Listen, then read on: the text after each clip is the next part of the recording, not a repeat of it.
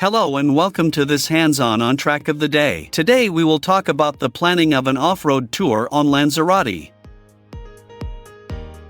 For this hands-on I created a vehicle in the virtual garage, which we see here. I just called it off-road and gave it a little enduro icon. There is also a routing profile to go with it.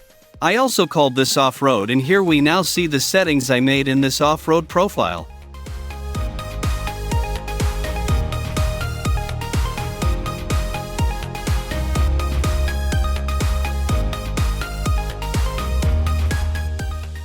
Okay, let's get started.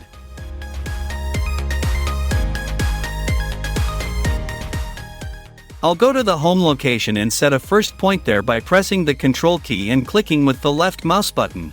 So, now I set the second point and find that there is no routing there. We'll fix that quickly. We need to reduce the minimum distance for routing a little bit in the application settings. I have now set it at 50 meters. This basically routes everything we put together on the map. Now we click through the map step by step and choose gravel roads.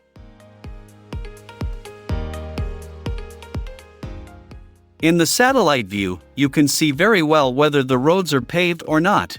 We can also see very nicely that the routing profile works really well. Basically, everything is calculated as we imagine it. Here we go up into the mountains. There are quite a few off-road tracks. I have already driven some of these myself. They're really nice and you basically drive a bit through the fields that are up there in the mountains.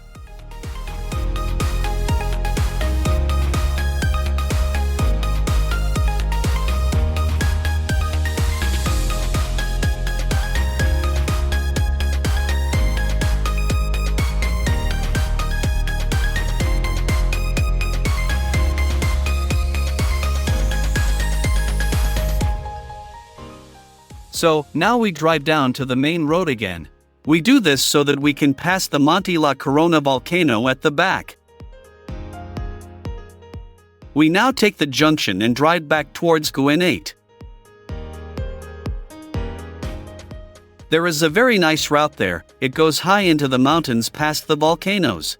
This is waypoint 13. I move it a little and now it goes up to about 4,500 meters on a very nice stuttering road.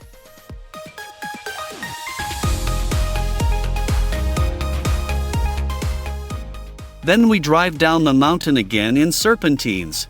We come back to a main road, but it is quite nice and that should not stand in the way of our fun. We continue to a mirador. Up here I put waypoint 17. Here you have a really great view of Famara. Actually go there. So we extend our route.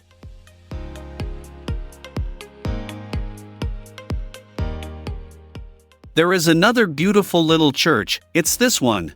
Okay, we can drive past there too. Up to this point, the road is asphalted. From here you can see that it is now a gravel road. We also put a dot here and see that the routing algorithm suggests a path that would be extremely difficult to drive. It's steep down there and it's not a real road. It would be better if we postponed item 21. Okay, now it's going in that direction. There is a gravel road above the main road. It leads to Famara.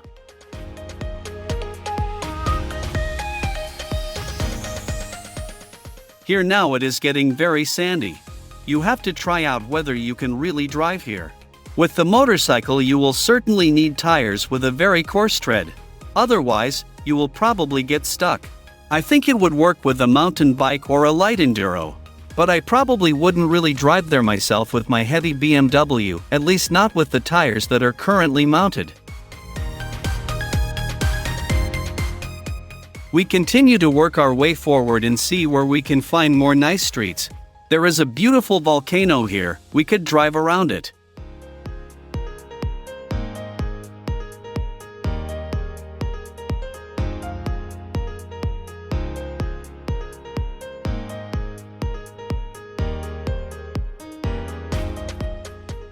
But I don't want to drive directly through Yuko. So I use the rubber band function. You press the Alt and Control keys at the same time. Then you can click into the route, drag, and easily set a new route point.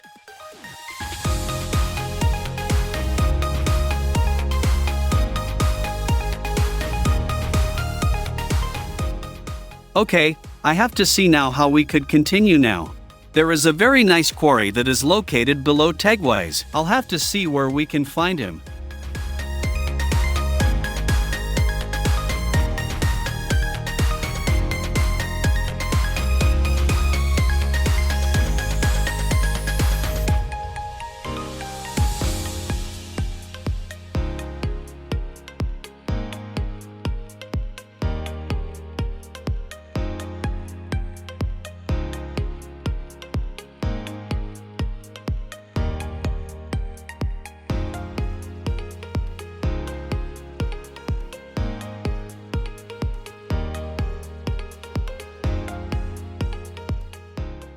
Here we have the area with the quarry. Pretty steep up and down at this point. That's certainly very exciting, so I'll make a point here. From here we drive up the quarry and cross a road further up where I have already seen many off-road buggies. They have always driven exactly this gravel road. So we could also try to see if we can ride along here with the motorcycle.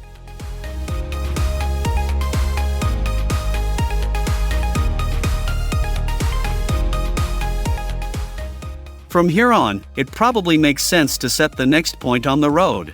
We could drive a bit over the road and then drive back down to the sea in a canyon.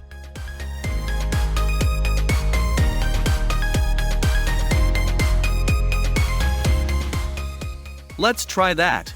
So, it goes down here again. We have a difference of about 300 meters in altitude.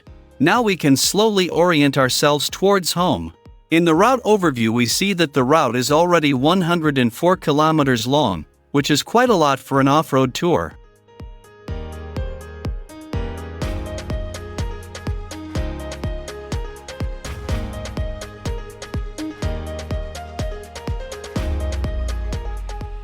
Now we drive through Tabasco and now we can go back towards Punta Mujeres.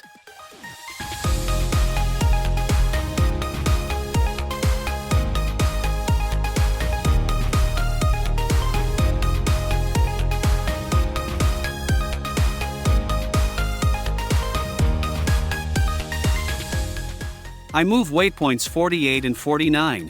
Okay, the last rest we just drive along the sea on asphalt roads.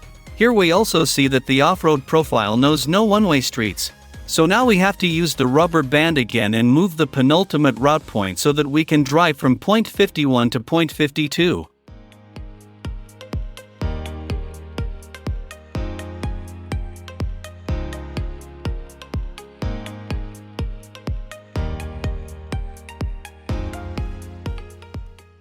Okay friends, this is now our finished route with 112 kilometers. We quickly take a look at the route animation. The route has 192 curves. We have a total of 3,562 meters of elevation gain, which is relatively high. I think if you really want to ride that, you would need a light enduro. Then it's certainly really fun. We are now giving the route a new name.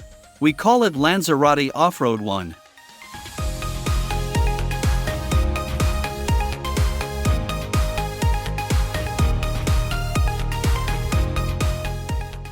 I'm going to set the departure time now. For example, I could leave tomorrow morning at 9 o'clock. Now we need to have the route calculated so that all the timestamps are updated. After that, we can see approximately when we would be back home. Probably there would be some more breaks and you would also eat and drink something. So the early afternoon would not be a problem at all if we left at 9 o'clock.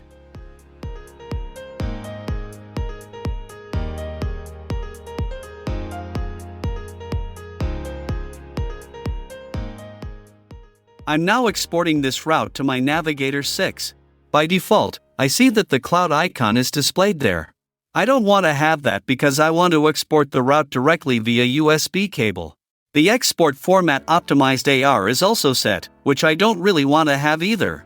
So I change it to optimized. There is also a track exported, perfect. We click on export and the route and a track will be sent to Navigator 6.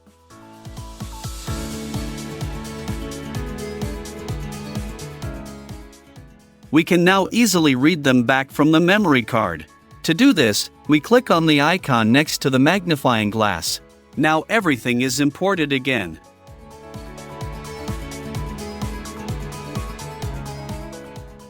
We now have the track that is also on the navigation device. Here below we also see the route. I run the track animation again to see what we were going to drive.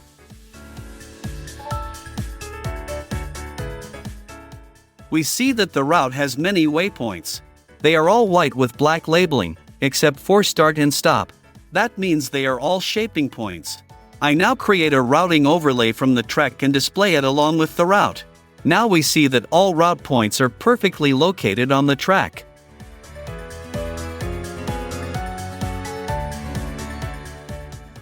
We can give the track another color to make it stand out better from the satellite map.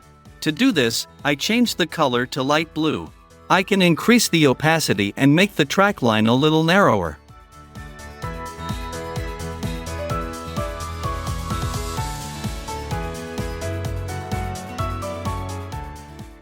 I set a width of 4 pixels. Now let's switch to the aerial map. This is our route planning for a long off-road tour here in Lanzarote.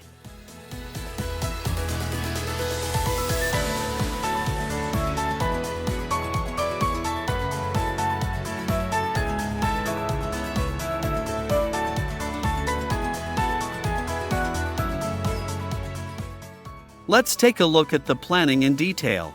Here we see the altitude profile. You can see very nicely how we start at sea level and it goes up to 610 meters.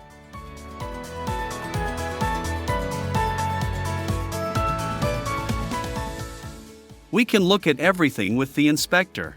Here you can see where the highest point of the route is. We are up in the mountains at about 500 meters above sea level for a second time. But it's not dramatic. With the right tires and a light motorcycle, it should be possible to ride.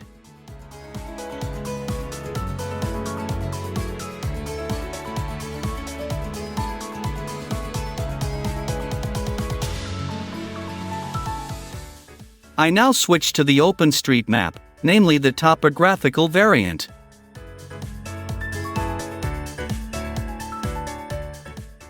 Here you can now see the contour lines. For example, you can see at this point that we would be at 470 meters in altitude. You can read everything very nicely here. This map is really helpful for planning off-road adventures.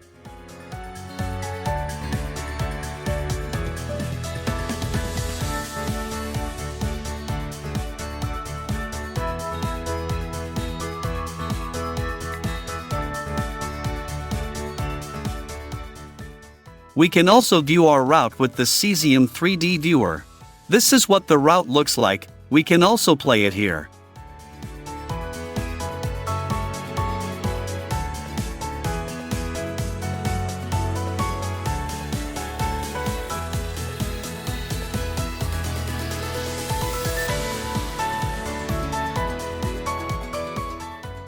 You can see very nicely how we first drive moderately uphill from Punta Mujeres. Up here we are on a high plateau and drive past some farms, which are called finca here.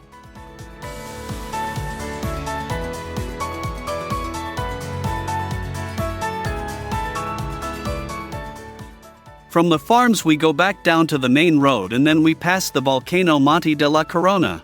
After that comes a strong climb here.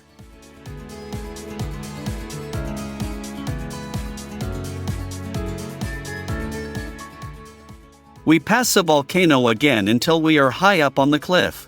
Here we have a beautiful view. In the background you can see the island La Graciosa very nicely.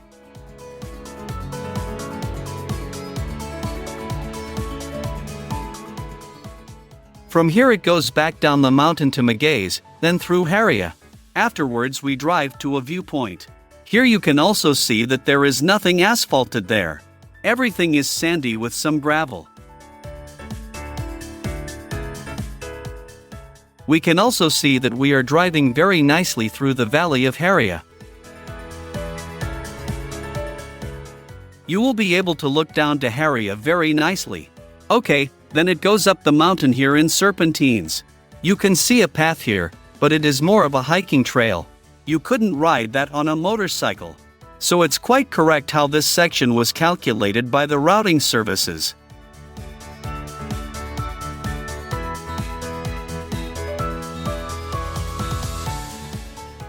We turn here and then continue to the highest point, to the Ermita de las Nieves.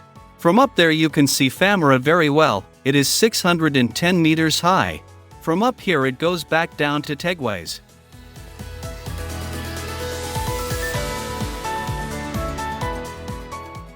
After that we have a nice road. A gravel road that leads along the cliff down to Famara. So we were up here, here are down here now. Okay, it's going to the beach here, it's sure to be extremely sandy. As I said, I doubt whether you can really drive that with a heavy BMW. With a light Enduro with really rough tires it would probably work. With my BMW, that would certainly be very challenging. This is about a volcano. Actually, it all looks quite nice.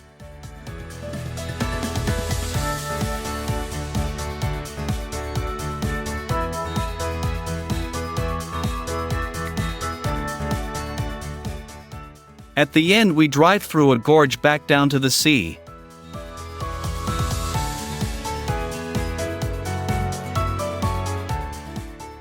Afterwards it goes back to the starting point. So that would be quite around here on Lanzarote. That would be my little hands-on on the topic of off-road route planning with Track of the Day. If you have any questions or comments, just send me an email. If you liked the video, I'm of course happy about a thumbs up, and if you give me another subscription, I'll be doubly happy. Thank you very much for watching. See you soon and bye.